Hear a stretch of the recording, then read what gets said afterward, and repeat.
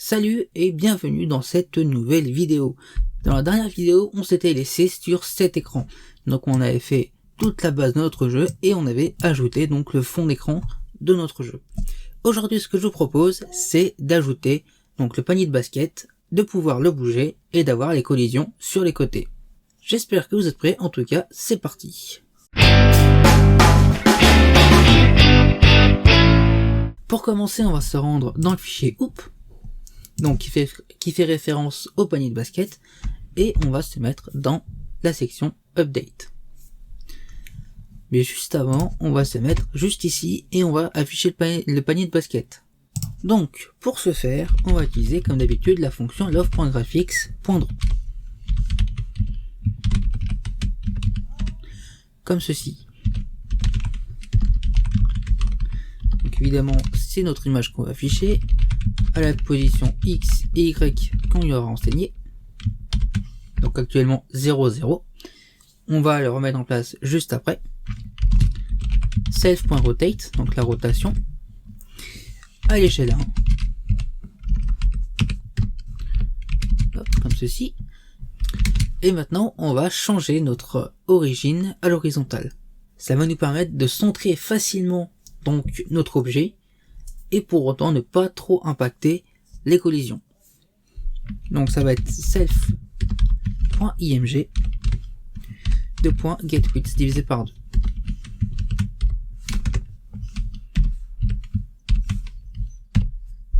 On peut essayer et notre panier s'affiche bien juste ici. Bon, moi mon panier je veux pas en haut, je veux en bas au milieu. Donc on va créer un petit reset.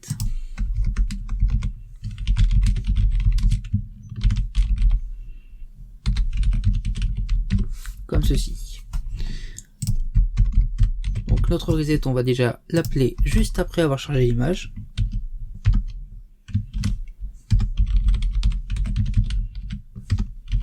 Comme ceci. Donc quand on va ouvrir le jeu, automatiquement la fonction reset sera appelée et donc notre panier de basket sera au bon endroit. Donc pour ce qui est de notre position X et Y, déjà il va falloir qu'on établisse la width et la height donc de notre objet. Donc on va également pouvoir le rajouter juste ici. Donc width est égal 0 et height est égal 0 également. Juste ici, on va établir le width. Donc maintenant qu'on a apporté notre image, ça va être facile, ça va être 2.getWidth.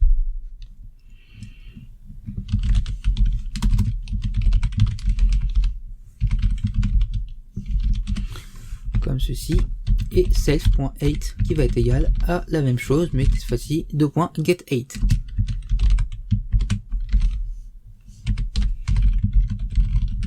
Comme ceci. Maintenant qu'on a nos dimensions, on va pouvoir afficher correctement notre objet à sa position X et Y qu'on veut. Donc self.x, ça va tout simplement être égal à screenWidth divisé par 2. Et donc self.y, ça va être égal à screenHeight, comme ceci, moins self.height. Donc on va retirer la hauteur de notre objet, moins 60.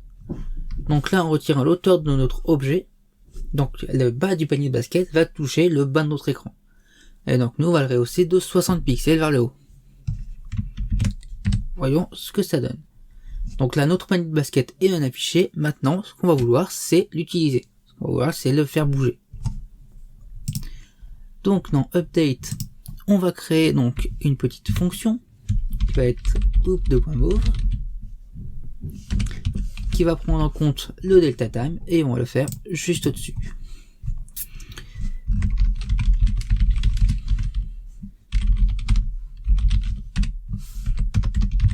Donc je veux que si j'appuie sur la flèche de droite, mon panier parte à droite et que si j'appuie sur la flèche de gauche, mon panier parte à gauche.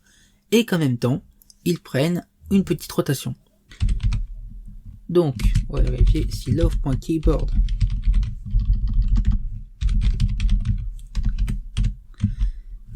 .isDown est égal à la touche droite, donc right. Dans ce cas-là, on va faire un self.x égale self.x, comme ceci. Donc la position actuelle, on la garde et on enlève, enfin plutôt on rajoute le delta time fois la vitesse. Et au passage, on va pouvoir lui donner un angle, enfin une petite rotation, qui va être égale à 0,05 degrés. Dans le cas inverse, donc on peut être on peut appuyer sur la touche gauche.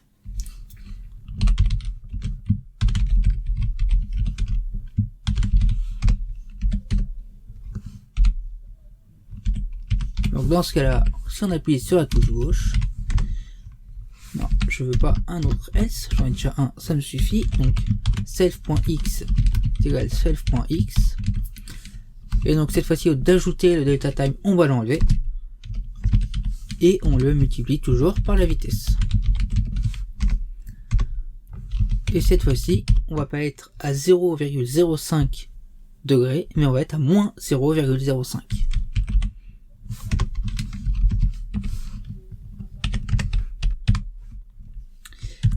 On peut tester.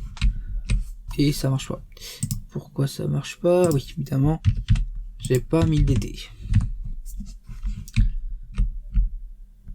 Donc, comme on peut le voir, ça marche plutôt très bien. Le problème, c'est que quand je relâche ma touche, eh bien mon panier reste penché. Moi, ce que je veux, c'est qu'il revienne droit. Donc, on va mettre une condition supplémentaire, else, dans tous les autres cas. Et donc, dans ce cas, le self.rotate retournera à sa position d'origine, donc 0. Et là, ça marche parfaitement. Maintenant qu'on a ça, on va faire nos collisions sur les côtés. Là, vous pouvez voir que ça dépasse. C'est pas le but. Donc, encore dans notre fonction update, on va ajouter une nouvelle fonction. On va diviser donc notre grosse fonction en petites fonctions. Et donc là, ça va être move collider. Comme ceci. Et pareil, on va lui passer le delta time. On va se mettre juste en dessous.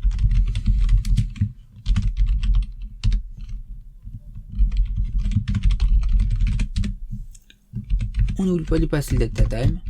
Et c'est parti.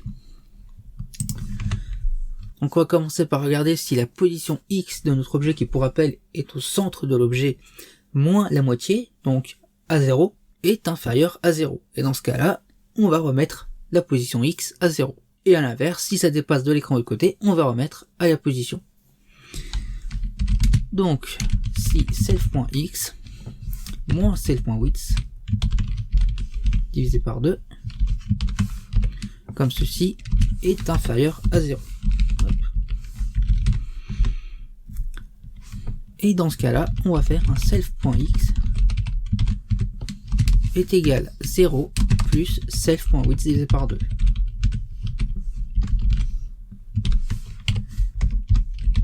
Et donc, dans le cas inverse, si self.x plus, je vais y arriver, self.width divisé par 2 est supérieur à screen width.